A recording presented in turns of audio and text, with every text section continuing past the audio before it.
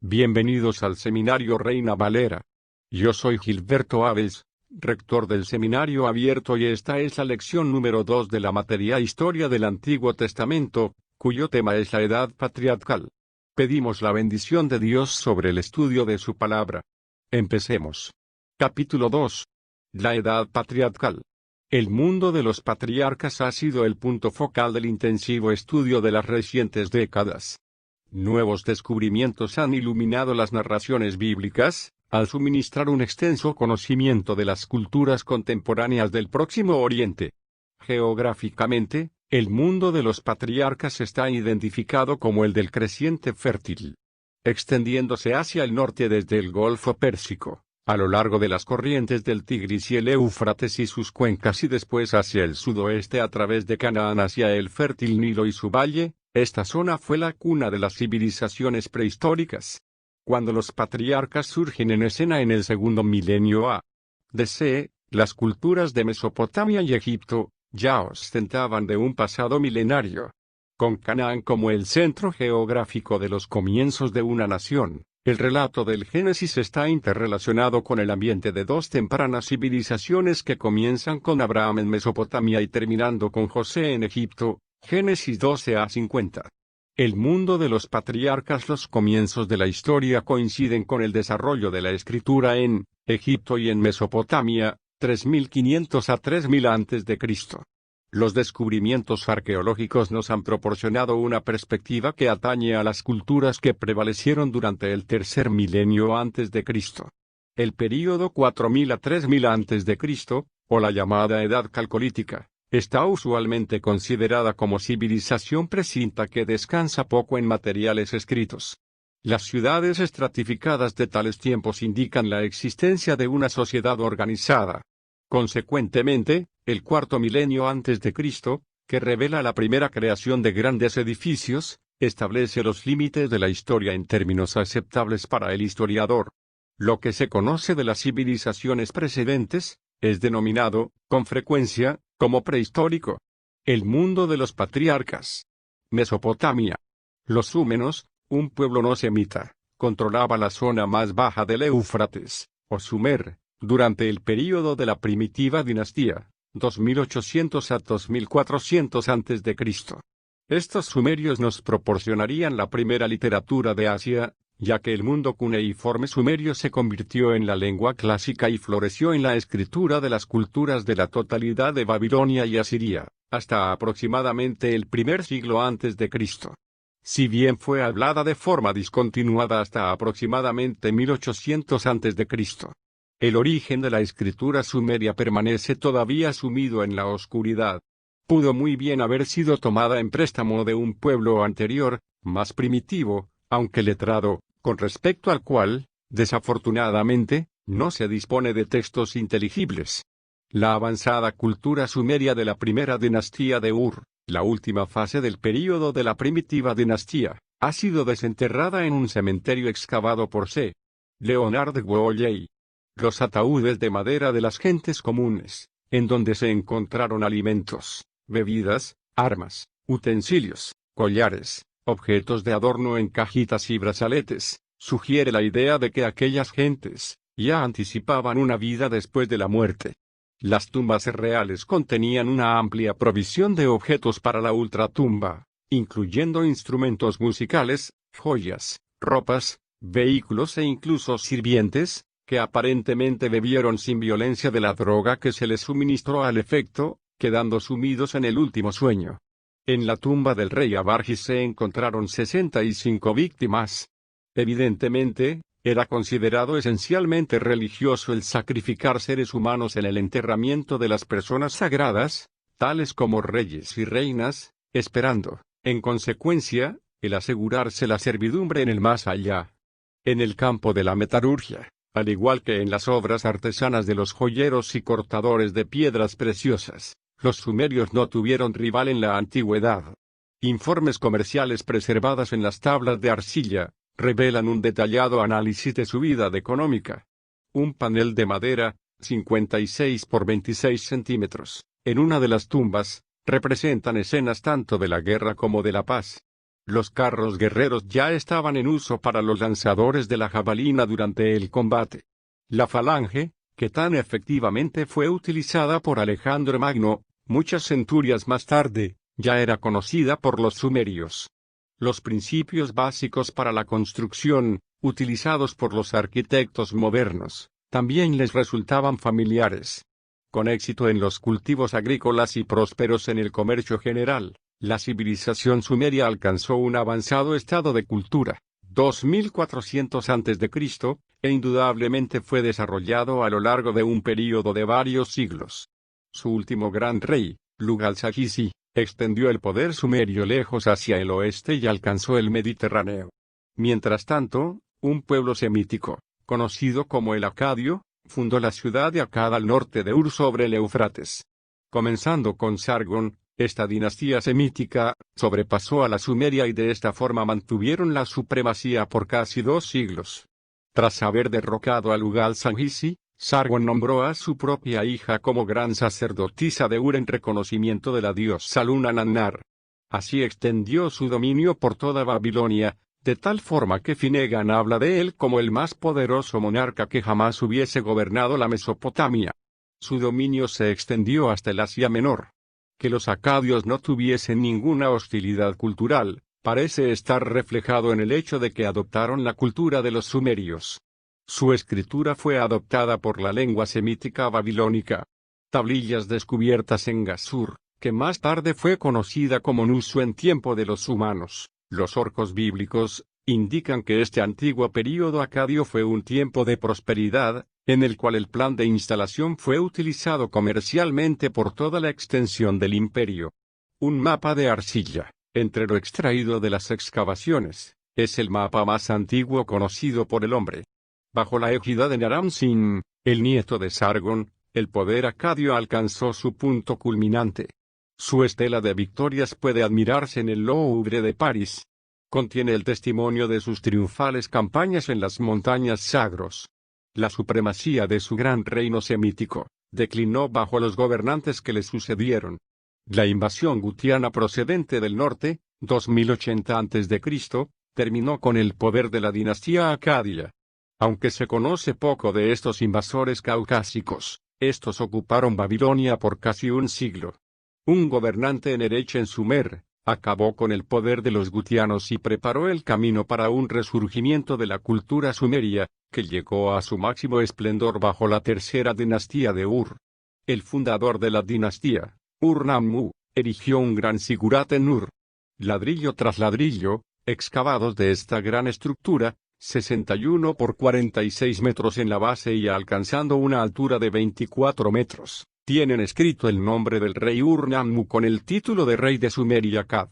Aquí, Nannar, el dios luna y su consorte Ningal, la diosa luna, fueron adorados durante la Edad Dorada de Ur. Tras un siglo de supremacía, esta dinastía neo-sumeria quedó colapsada y la tierra de Sumer revirtió al viejo sistema de las ciudades-estados. Esto permitió a los amoreos, o semitas occidentales, que se habían ido gradualmente infiltrando en Mesopotamia, una oportunidad para ganar ascendencia en la cuestión. Virtualmente toda la Mesopotamia fue pronto absorbida por los semitas. Sinilín, cuya capital era Mari sobre el Éufrates, extendió su influencia, 1750 a.C., desde el curso medio del Éufrates en Canaán, como el gobernante del estado más importante.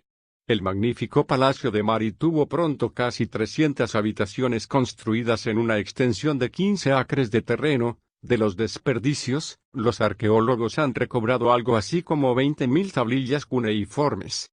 Estos documentos de arcilla que revelan los intereses políticos y comerciales de los gobernantes amoreos, demuestran una eficiente administración de un imperio de altos vuelos.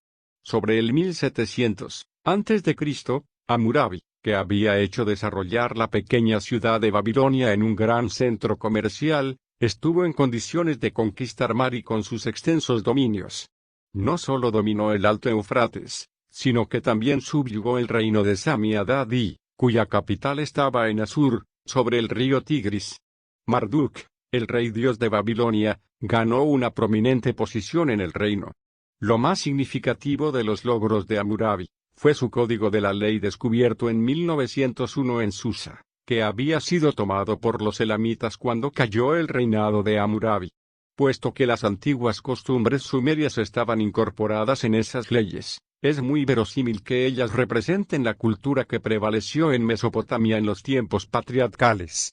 Muchas de las cartas de Hammurabi que han sido descubiertas, indican que fue un eficiente gobernante, emitiendo sus órdenes con claridad y con atención al detalle. La primera dinastía de Babilonia, 1800 a 1500 a.C., se hallaba en su cima, bajo el mando de Hammurabi. Sus sucesores fueron perdiendo gradualmente prestigio hasta la invasión de las casitas, que conquistaron Babilonia en 1500 a.C., Egipto. Cuando Abraham llegó a Egipto, esta tierra podría presumir de una cultura de más de un milenio de antigüedad. El comienzo de la historia en Egipto se inicia usualmente por el rey Menes, 3000 a.C., quien unió dos reinos, uno en el delta del Nilo y otro en el valle. Los gobernantes del primero y segundo período dinástico tuvieron su capital en el Alto Egipto cerca de Tebas. Las tumbas reales excavadas en Abidos han mostrado vasos de piedra, joyas, vasijas de cobre y otros objetos enterrados con los reyes, reflejando así una alta civilización durante aquel primitivo período. Fue la primera era de comercio internacional en tiempos históricos. La edad clásica de la civilización egipcia, conocida como el período del Antiguo Reino, 2700 a 2200 a.C., y que comprende las dinastías 3 a 6, testifica un número de notables logros. Gigantescas pirámides, las maravillas de los siglos que seguirían, proveen un amplio testimonio de la avanzada cultura de esos primitivos gobernantes. La pirámide escalonada de Saqqara, la más primitiva gran estructura hecha de piedra, fue construida como un mausoleo real por Imhotep, un arquitecto que también ganó renombre como sacerdote, autor de proverbios y mago. La Gran Pirámide en Gizeh alcanza un techo de 147 metros por una base de casi 4 hectáreas de base.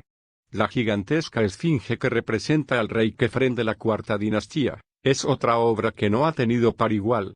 Los textos de las pirámides inscritos durante la quinta y la sexta dinastía sobre los muros de las cámaras y salones, indican que los egipcios en su adoración al sol se anticiparon a la posteridad.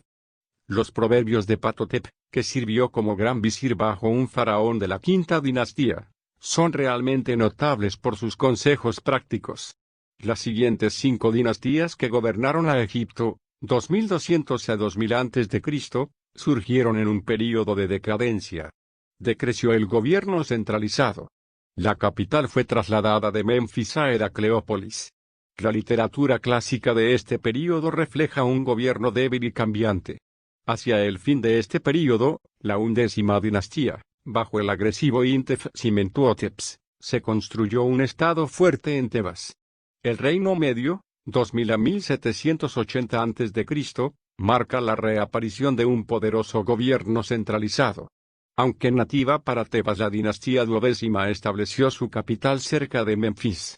La riqueza de Egipto aumentó de valor por un proyecto de irrigación que abrió el fértil Fayum con su valle para la agricultura.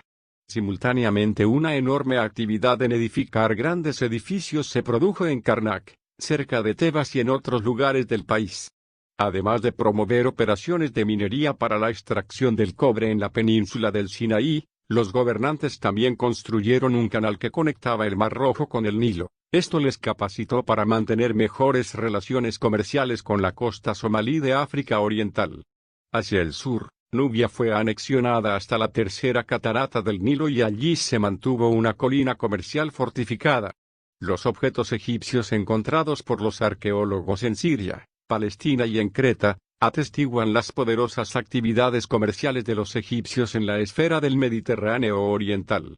Mientras que el antiguo reino se recuerda por su originalidad y su genio en el arte, el Reino Medio hizo su contribución en la literatura clásica. Las escuelas de palacio entrenaban oficiales en leer y escribir durante el próspero reinado de los Amenemets y Senuserts de la 12ª dinastía.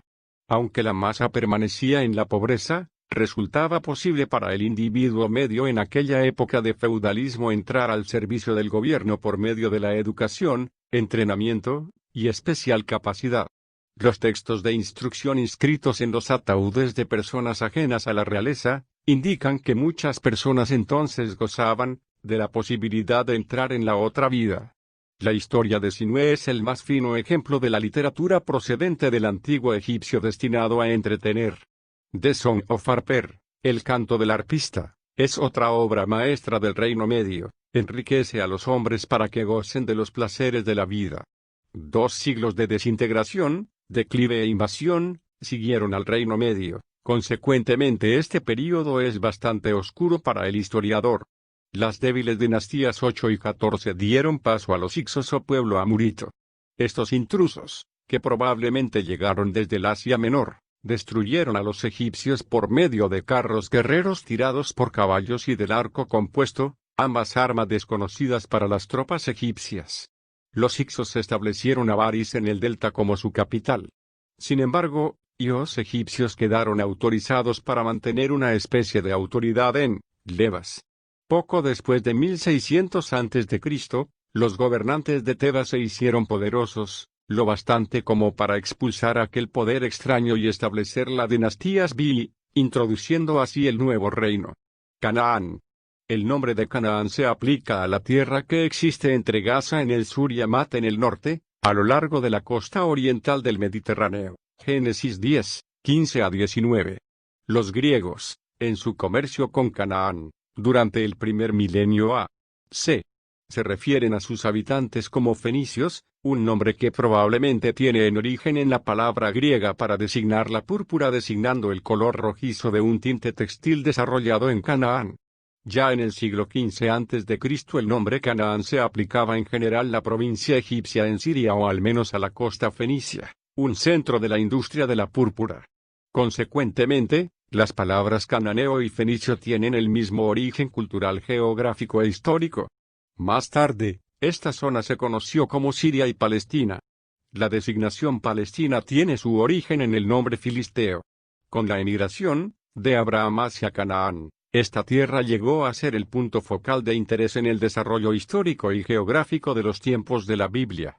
Estando estratégicamente localizado entre los dos grandes centros que acunaban las primitivas civilizaciones, Canaán sirvió como un puente natural que eslabonaba Egipto a la Mesopotamia. Consecuentemente, no es sorprendente encontrar una población mezclada en aquella tierra. Ciudades de Canaán, tales como Jericó, Dotán y otras, fueron ocupadas siglos antes de los tiempos patriarcales. Con el primer gran movimiento semítico, amoreo, en Mesopotamia, parece probable que los amoreos extendieron sus establecimientos hacia la Palestina. Durante el Reino Medio los egipcios avanzaron sus intereses políticos y comerciales hasta llegar a Siria por el norte. Mucho antes de 1500 a.C. el pueblo de Caftor quedó establecido sobre la llanura marítima. No menos entre los invasores, fueron los hititas, que penetraron en Canaán procedentes del norte y aparecieron como ciudadanos bien establecidos cuando Abraham compró la cueva de Macpela, Génesis 23. Los refaitas, un pueblo algo obscuro más allá de las referencias escriturales, han sido recientemente identificados en la literatura urgarítica. Se conoce muy poco respecto a otros habitantes que se anotan en el relato del Génesis. La designación cananea, muy verosímilmente abraza la mixtura compuesta de gentes que ocupaban la tierra en la época patriarcal. Geografía. Extendiéndose en una longitud de 241 kilómetros desde Beerseba por el norte hacia Adán, Palestina tiene un área de 9.656 kilómetros cuadrados entre el mar Mediterráneo y el río Jordán. La anchura media es de 64 kilómetros con un máximo de 87 desde Gaza hasta el Mar Muerto, estrechándose hasta los 45 kilómetros en el Mar de Galilea. Con la adición de 6.437 kilómetros cuadrados al este del Jordán, cuya zona es llamada con frecuencia Transjordania, esta tierra comprende aproximadamente 16.093 kilómetros cuadrados. Además de tener una situación central y estratégica relativa a los centros de civilización y grandes naciones de los tiempos del Antiguo Testamento, Palestina tiene también una variada topográfica que tuvo un efecto significativo sobre el desarrollo histórico de los acontecimientos. Por causa de esa situación, Palestina estuvo sujeta a los invasores y su neutralidad en manos del poder más fuerte. Los acontecimientos locales con frecuencia surgen de factores de topografía. Para un análisis de estas características físicas, Palestina puede ser dividida en 4 áreas principales: la llanura marítima, el país de las colmas, el valle del Jordán y la meseta oriental. La llanura marítima costera consiste en la zona costera del mar Mediterráneo. La línea de la costa es poco aprovechable para facilidades portuarias, consecuentemente el comercio, en su totalidad, era dirigido hacia Sidón y Tiro, en el norte. Incluso Gaza, que fue uno de los más grandes centros de comercio de la antigua Palestina y situada solo a 5 kilómetros del Mediterráneo, no tuvo tampoco facilidades portuarias. Esta rica tierra a lo largo de la costa, puede fácilmente ser dividida en 3 áreas: la llanura de Acó, o Acre, que se extiende al norte desde el pie de las colinas de Monte Carmelo por casi 32 kilómetros con una anchura que varía de 3 a 16 kilómetros. Al sur del Monte Carmelo, está la llanura de Sarán, de aproximadamente 80 kilómetros de longitud, alcanzando un máximo de anchura de 19 kilómetros. La llanura filistea comienza a 8 kilómetros al norte de Joppa, se alarga 113 kilómetros hacia el sur y se expande hacia unos 40 kilómetros de anchura en dirección a Beerseba.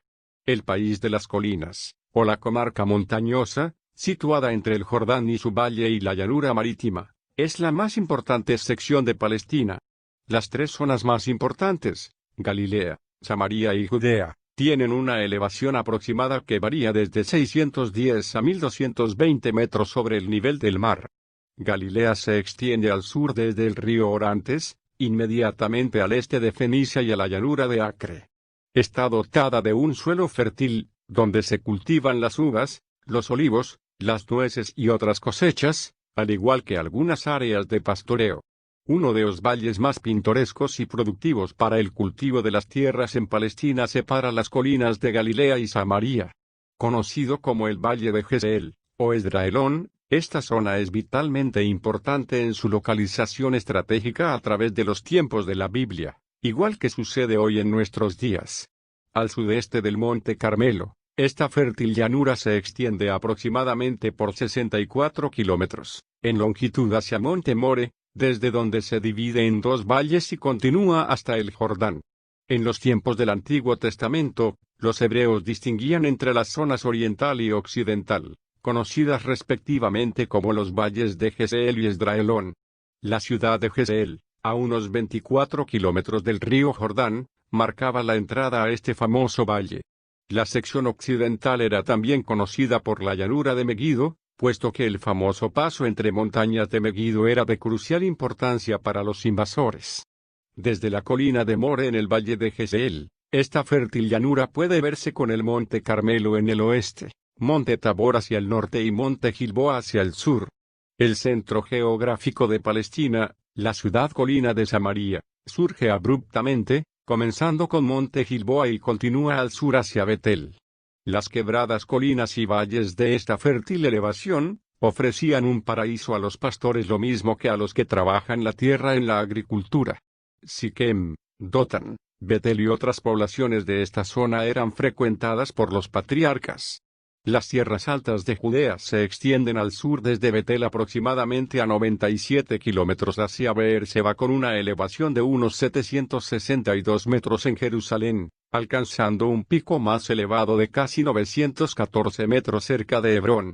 Comenzando en la vecindad de Beerseba, las colinas de Judea se extienden y desparraman en ondulentas llanuras en el gran desierto, con frecuencia mencionado, del Negev, o tierras del sur, con Cades Barnea marcando el extremo sur. Hacia el este de las colinas de Judea, está la gran extensión que se designa como el desierto de Judá. Hacia el oeste de este occidente geográfico está el Siquem, conocido también por las tierras bajas. En esta área estratégicamente importante para la defensa y valiosa económicamente para los cultivos agrícolas estaban situadas las ciudades fortificadas de Laquis, Debir y Libna. El Valle del Jordán representa una de las más fascinantes zonas del mundo. Más allá, a unos 64 kilómetros hacia el norte del mar de Galilea, Se cierne en la altura Monte Hermón con una altitud de 2.793 metros. Hacia el sur, el Valle del Jordán alcanza su punto más bajo en el Mar Muerto, a unos 389 metros por debajo del nivel del mar. 4 corrientes de agua, una procedente de la llanura occidental y 3 de Monte Hermón, se combinan para formar el río Jordán a unos 16 kilómetros, al norte del lago Ule. Desde el lago Ule, que estaba a unos 6 km de longitud y a 2 metros por encima del nivel del mar, el río Jordán desciende en un curso de 32 kilómetros a 209 metros por debajo del nivel del mar hacia el mar de Galilea. Esta masa líquida de aproximadamente 24 kilómetros de longitud, era también conocida como el mar de Cineret en tiempos del Antiguo Testamento. En una distancia de 97 kilómetros el Jordán, con una anchura media de 27 a 30 metros, zigzaguea hacia el sur en un curso de 322 metros hacia el Mar Muerto, cayendo 183 metros más por debajo del nivel marítimo. La zona del valle, que es actualmente un gran paso natural entre dos filas de montañas, es a veces conocida como Gor. Comenzando con una anchura de 6 kilómetros en el mar de Galilea, se abre hasta 11 kilómetros en Betzán, estrechándose hasta unos 3 kilómetros antes de expandirse a 23 kilómetros en Jericó, dentro de 8 kilómetros del Mar Muerto. En los tiempos bíblicos este lago llamado el Mar Salado puesto que sus aguas tienen un contenido de un 25% de sal. Muy verosímilmente el valle de Sidim en el extremo meridional de este mar de 74 kilómetros de longitud, era el lugar en que estaban ubicadas las ciudades de Sodoma y Gomorra en los días de Abraham. Al sur de Mar Muerto, se extiende la región desolada y desértica conocida por el Araba. En los 105 kilómetros de distancia hasta Petra, este desierto se eleva a 600 metros descendiendo después hasta el nivel del mar a 80 kilómetros de distancia en el Golfo de Acaba. La meseta oriental, o de Transjordania, puede generalmente ser dividida en 4 áreas principales: Basán, Galaad, Amón y Moab. Basán, con su rico suelo, se extiende al sur de Monte Hermón hacia el río Yarmuk en una anchura de 72 kilómetros y a una elevación de casi 610 metros por encima del nivel del mar. Bajo él, está el bien conocido territorio llamado Galaad, con su principal río, el Jabok. Extendiéndose al nordeste del Mar Muerto y hasta donde Jabok alcanza su máxima altura, está el territorio de Amón. Directamente al este del Mar Muerto y al sur del río Arnón, está Moab, cuyos dominios se extendieron mucho hacia el norte en varias ocasiones. El relato bíblico, Génesis 12 a 50. El actual consenso de los eruditos concede a los patriarcas un lugar en la historia del creciente fértil, en la primera mitad del segundo milenio a.C. La aserción de que el relato bíblico consiste en nada más que una leyenda fabricada, ha sido reemplazada por un respeto general para la calidad histórica del Génesis 12 a 50. En gran parte responsables para este revolucionario cambio, fue el descubrimiento y publicación de las tablillas Nussu, lo mismo que otras informaciones arqueológicas que se han dado a la luz pública desde 1925. Aunque no hay una evidencia concreta para identificar cualquier nombre específico o sucesos procedentes de fuentes externas a lo mencionado en los relatos del Génesis, es fácil reconocer que el medio cultural es el mismo para ambos. La sola evidencia para la existencia de Abraham procede de la narrativa hebrea, pero muchos eruditos del Antiguo Testamento reconocen ahora su persona por el lugar que ocupa en los principios de la historia hebrea. La cronología de los patriarcas todavía permanece como un punto discutible. Dentro de este período general, la fecha abogada para Abraham varía desde el siglo XXI al XV. Con las cronologías para esta era en un estado de flujo, será preciso tomar nota de varias apreciaciones respecto a la fecha de los patriarcas. Sobre la base de ciertas notaciones cronológicas dadas en las Escrituras, la entrada de Abraham en Canaán se calcula que tuvo lugar en el año 2091 a.C. Esto permite 215 años para la vida patriarcal en Canaán, 430 años para el cautiverio de Egipto y una temprana fecha para el éxodo de Egipto, 1447 a.C. La correlación entre los acontecimientos seculares y bíblicos basados sobre esta cronología ha sido sujeta a nuevo ajuste en el cálculo. La teoría, identificando a Amrafel, Génesis 14, con Hammurabi, exige una reinterpretación de los datos bíblicos con la aceptación de una cronología babilónica más baja. Aunque Gordon sugiere una fecha más tardía, la edad patriarcal parece encajar mejor en el período aproximado de 2000 a 1750 a.C., de acuerdo con Kenneth Kitchen. Resalta que los principales acontecimientos e historia externa, tales como la densidad de la población, los nombres de los reyes orientales, ver Génesis 14, y el sistema de las alianzas mesopotámicas se comparan favorablemente con los nombres existentes en documentos mesopotámicos y egipcios de este período. Fue también durante ese tiempo en que el Negev fue ocupado temporalmente. Una fecha razonable para la emigración de Abraham a Canaán es a principios del siglo XIX a.C. A la vista de la cronología reajustada recientemente para el creciente fértil, esta fecha parece permitir una mejor correlación entre los sucesos bíblicos y los seculares. Esto igualaría la entrada de Jacob y José en Egipto con el período de los Hicsos y llevar el tiempo de Abraham, Isaac y Jacob a una más cercana asociación con la era de Hammurabi y la cultura reflejada en el Nusu y en los documentos Mari. Los documentos Mari revelan la situación política en Mesopotamia alrededor de 1750 a 1700 a.C., mientras que las tablillas de Nusu reflejan las instituciones sociales entre los humanos. Los oreos bíblicos, alrededor de 1500 a.C., se conoce que algunas de esas costumbres probablemente prevalecieron en la cultura de la Mesopotamia del norte, ya por el año 2000 a.C. La presencia de una colonia hitita en los días de Abraham, también apunta a una fecha después de 1900 a.C., Génesis 23. Aunque no se halla respuesta a ningún problema en la fecha del siglo XIX para Abraham, esta perspectiva parece tener lo más importante a su favor. Sobre la base de los personajes importantes de la narrativa de la edad patriarcal, puede convenientemente ser dividida como sigue: Abraham, Génesis 12, 1 a 25, 18, Isaac y Jacob, Génesis 25, 19 a 36, 43, José, Génesis 37, 1 a 50, 26. Abraham. Génesis 12, 1 a 26, 18. Mesopotamia, la tierra entre dos ríos, fue el hogar y la patria de Abraham, Génesis 12, 6, 24, 10, y Hechos 7, 2. Situada sobre el río Balik, un tributario del río Eufrates, Harán constituyó el centro de cultura donde vivió con sus parientes. Los nombres de la parentela de Abraham, Taré, Nacor, Peleg, Serug y otros, están atestiguados en los documentos Mari y asirios como nombres de ciudades en esta zona. En obediencia al mandato de Dios, de dejar la tierra y parentesco, Abraham dejó Harán para establecerse con un nuevo hogar en la tierra de Canaán. Abraham había vivido en Ur de los Caldeos antes de llegar a Harán, Génesis 11, 28 a 31. La identificación más generalmente aceptada de Ur es la moderna Tel el Mukayar, que está situada a 14 kilómetros al oeste de Nasiriyeh, sobre el río Éufrates al sur de Irak. Se han dado algunas consideraciones a las notaciones geográficas modernas en los tiempos de Abraham a una ciudad llamada Ur, ubicada al norte de la Mesopotamia. El lugar meridional de Ur, Uri, fue excavado en 1922 a 1934, conjuntamente por el Museo Británico y el Museo de la Universidad de Filadelfia, bajo la dirección de Sir Leonard Woolley.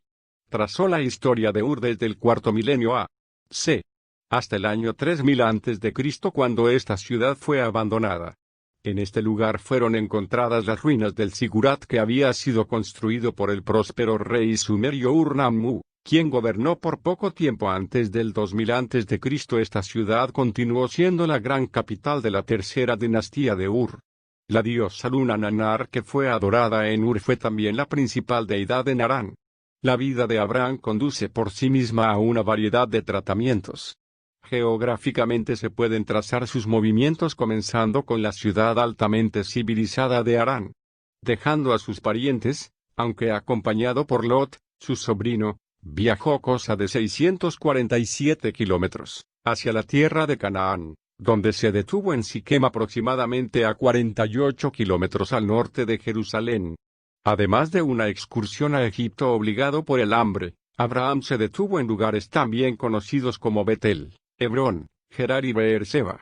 Sodoma y Gomorra, las ciudades de la llanura hacia las cuales emigró Lot, estaban directamente esparcidas al este del país del sur o Negev, donde se estableció Abraham. Frecuentes referencias indican que Abraham fue un hombre de considerable riqueza y prestigio. Lejos de ser un nómada errabundo en el sentido beduino, Abraham disponía de intereses mercantiles. Aunque la valoración de sus posesiones está modestamente resumida y expresada en una sencilla declaración, todas las cosas que habían reunido y las almas que habían conseguido en Harán, 12:5, es muy verosímil que esta riqueza suya estuviese representada por una gran caravana cuando emigró a Palestina. Una fuerza de 318 sirvientes utilizada para libertar a Lot, 14:14, y una caravana de 10 camellos, 24:10, no significa sino una indicación de los recursos con que contaba Abraham. Los sirvientes estaban acumulados por compra, donación y nacimiento, 16:1, 17, 23, 20, 14. Sus rebaños y manadas de ganado en constante crecimiento, la plata y el oro, y los sirvientes para cuidar tan extensas posesiones, indican que Abraham fue un hombre de grandes medios. Los caudillos palestinos reconocieron a Abraham como a un príncipe con quien podían hacer alianzas y concluir tratados. Génesis 14:13, 21 2.22, 23, 6. Desde el punto de vista de las instituciones sociales, el relato del Génesis de Abraham resulta un estudio fascinante. Los planes de Abraham para hacer de Eliezer heredero de sus posesiones, puesto que no tuvo un hijo, Génesis 15:2, reflejan las leyes de Nusú, que determinaban que una pareja sin hijos podía adoptar como hijo a un sirviente fiel, que pudiera ostentar derechos legales y quien podía ser recompensado con la herencia, como pago por sus cuidados constantes y el entierro en caso de fallecimiento. Las costumbres maritales de Nusú, lo mismo que el código de Hammurabi, proveían que, si la esposa de un hombre casado no tenía hijos, el hijo de una criada podía ser reconocido como legítimo heredero. La relación de Agar con Abraham y Sara es algo típico de las costumbres que prevalecían en Mesopotamia. La preocupación de Abraham por el bienestar de Agar puede también ser explicada por el hecho de que legalmente una criada que pariese un hijo no podía ser vendida para la esclavitud. Un estudio devocional de Abraham puede resultar altamente provechoso. La promesa sextuple hecha al patriarca tiene un gran alcance en las implicaciones de la historia. La promesa de Dios de hacer con él una gran nación se realiza subsiguientemente en los acontecimientos del Antiguo Testamento. Yo te bendeciré, pronto se hizo una realidad en su experiencia personal. El nombre de Abraham se hizo grande, no solo como padre de los israelitas y mahometanos, sino también como el gran ejemplo de fe para los creyentes cristianos, según los escritos del Nuevo Testamento, en Romanos, Gálatas, Hebreos y Santiago. Por añadidura, la actitud del hombre hacia Abraham y sus descendientes habría tenido una directa influencia en la bendición o maldición sobre el género humano. Esto aseguró a Abraham un lugar único en el designio providencial para la raza humana. Ciertamente, la promesa de que Abraham sería bendito fue literalmente cumplida durante su vida, lo mismo que en los tiempos subsiguientes. Finalmente, la promesa de bendecir todas las familias de la tierra se descubre en su alcance a escala mundial cuando Mateo comienza su relato de la vida de Jesucristo, estableciendo que él es el hijo de Abraham. La alianza juega un papel importante en la experiencia de Abraham. Nótense las sucesivas revelaciones de Dios tras la promesa inicial a la cual Abraham responde con obediencia. A medida que Dios hace mayor su promesa, Abraham ejerció la fe, que se le reconoce como justicia en Génesis 15. En esta alianza, la tierra de Canaán fue específicamente dada en prenda a los descendientes de Abraham. Con la promesa del Hijo, la circuncisión se convierte en el signo del pacto, Génesis 17. Esta promesa de la alianza fue sellada finalmente en el acto de obediencia de Abraham, cuando estuvo dispuesto a llevar a cabo el sacrificio de su único hijo Isaac, Génesis 22.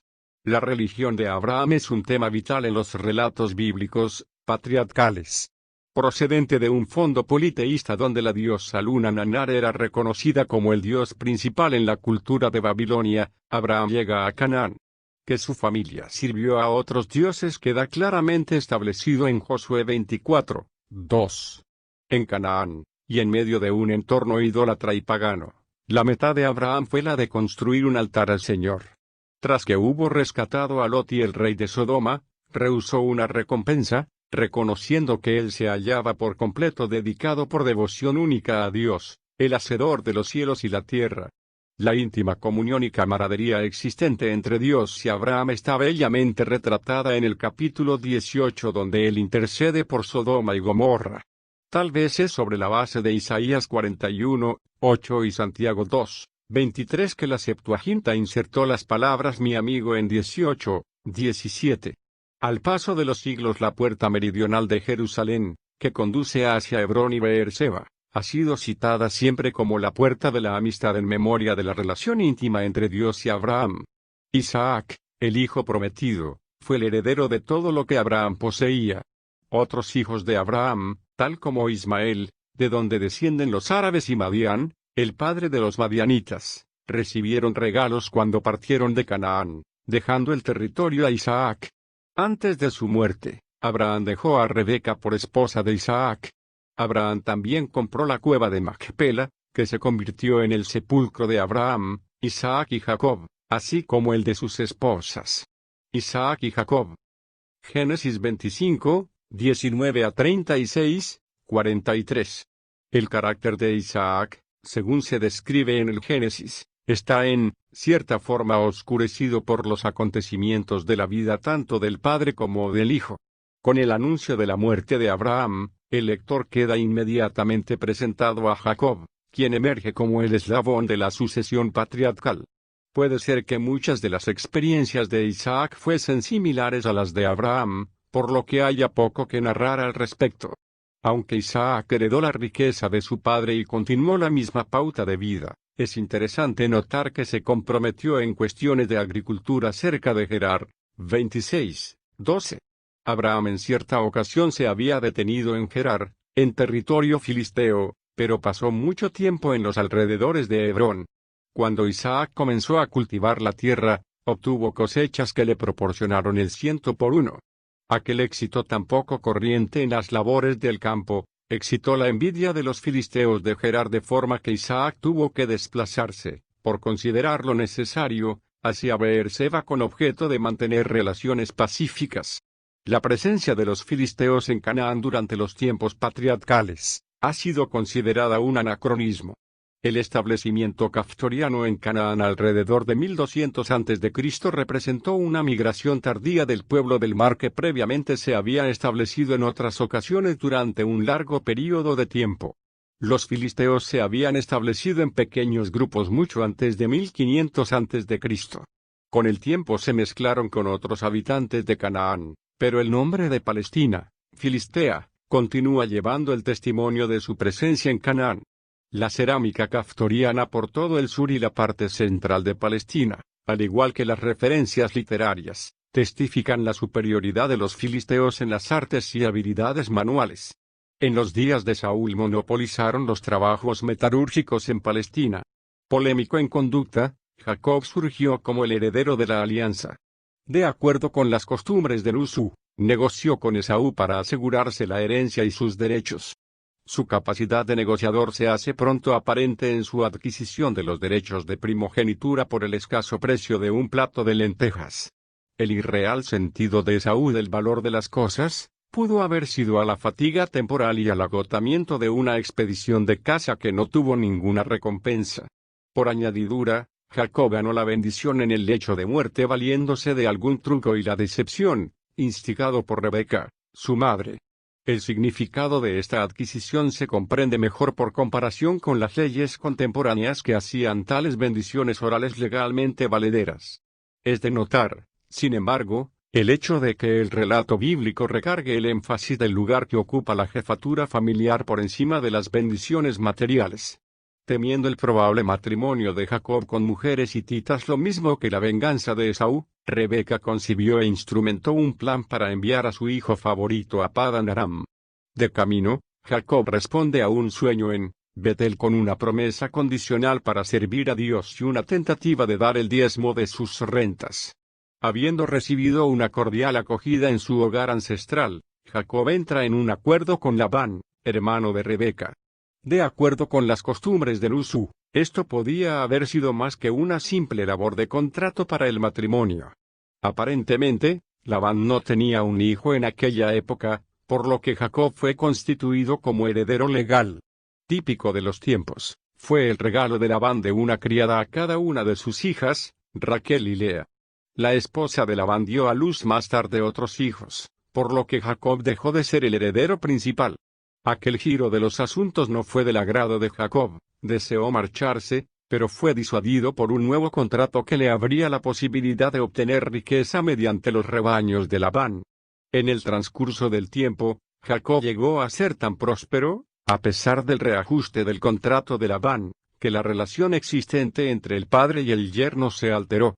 Alentado por Dios para volver a la tierra de sus padres, Jacob reunió todas sus posesiones y partió en el momento oportuno cuando Labán se hallaba ausente en un negocio de ganado. 3 días más tarde Labán se enteró de la marcha de Jacob y envió en su busca. Tras 7 días le dio alcance en las colinas de Galaad. Labán estaba grandemente perturbado por la desaparición de sus dioses lares. El terafín, que Raquel había escondido con éxito mientras Labán buscaba las posesiones de Jacob, pudo haber sido más legal que de significación religiosa para Labán. De acuerdo con la ley Nusú, un yerno que tuviese en su poder los dioses lares podía reclamar la herencia de la familia ante un tribunal. De esa forma Raquel intentaba obtener cierta ventaja de su marido, al robarle los ídolos. Pero Labán había anulado cualquier beneficio de esa índole por un convenio con Jacob antes de que se separasen. Continuando hacia Canaán, Jacob anticipó el terrible encuentro con Esaú. El temor le venció aunque en toda crisis del pasado había terminado con ventaja para él. A punto de no volver Jacob se encaró en una crucial experiencia, 32, 1 a 32. Dividiendo todas sus posesiones en el río Jacob, en preparación para el encuentro con Esaú, se volvió hacia Dios en oración. Reconoció humildemente que era inmerecido de todas las bendiciones que Dios le había otorgado. Pero de cara al peligro, suplicó por su liberación. Durante la soledad de la noche, luchó a brazo partido con un hombre.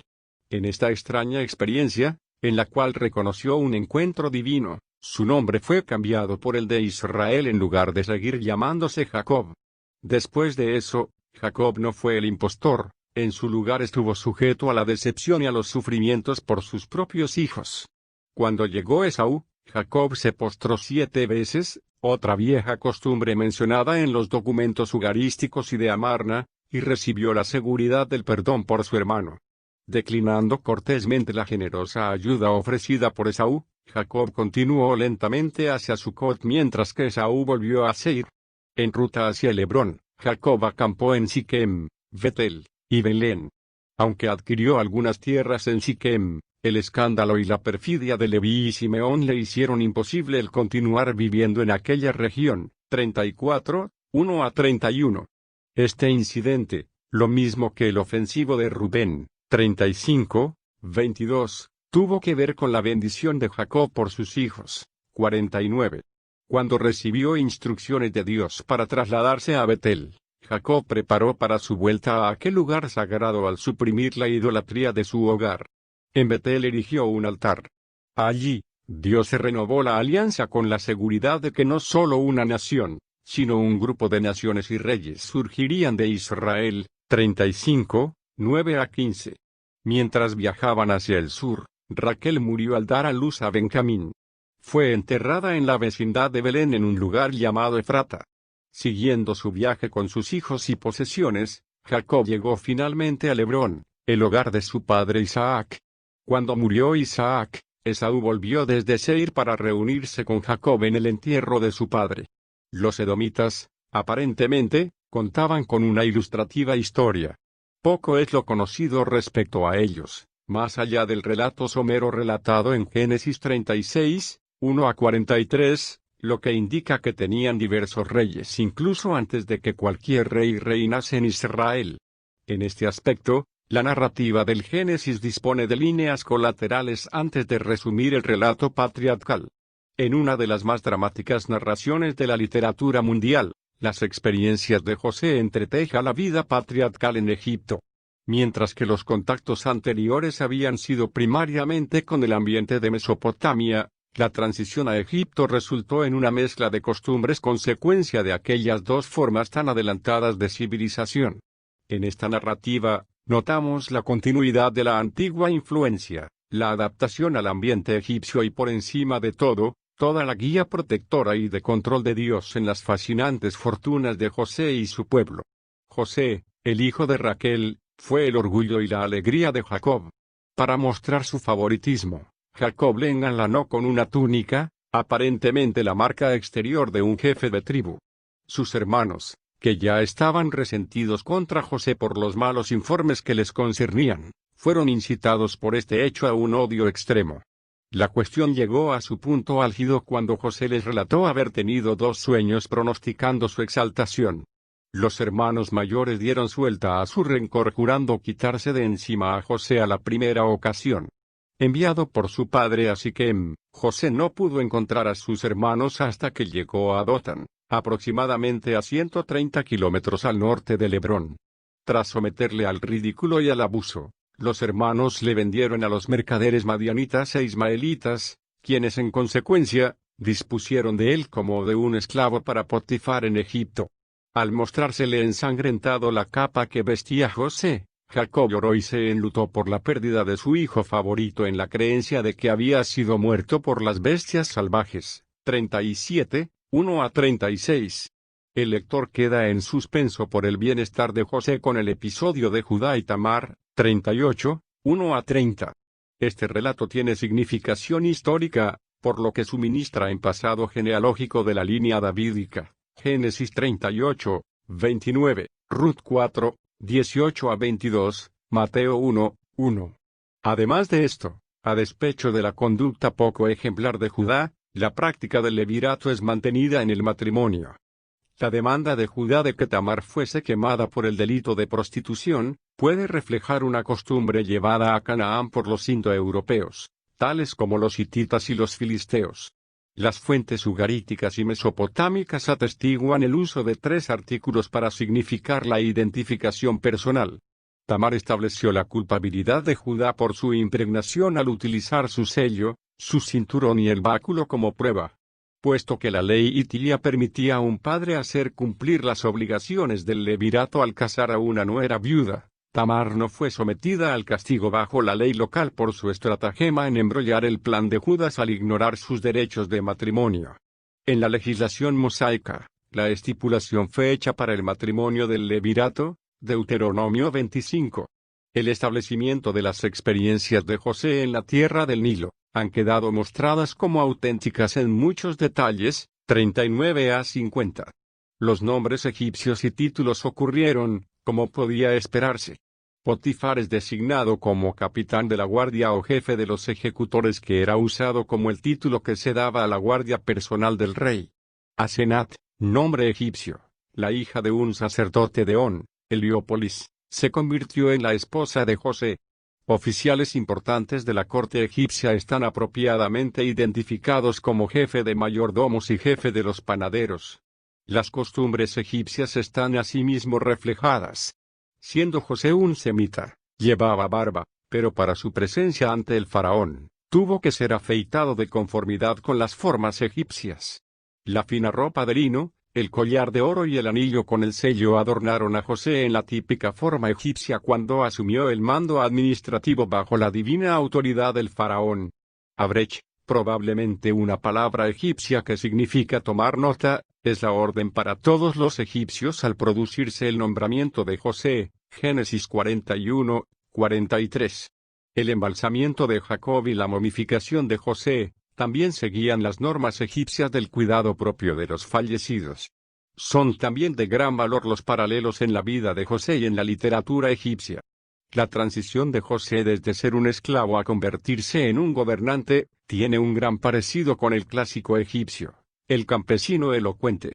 Los 7 años de abundancia, en los sueños del faraón, comportan igualmente una gran similitud con una vieja tradición egipcia. A todo lo largo de esos años de adversidad, sufrimientos y éxito, la relación humano-divina es claramente aparente. Tentado por la esposa de Potifar, José no cedió. No querían pecar contra Dios, Génesis 39, 9.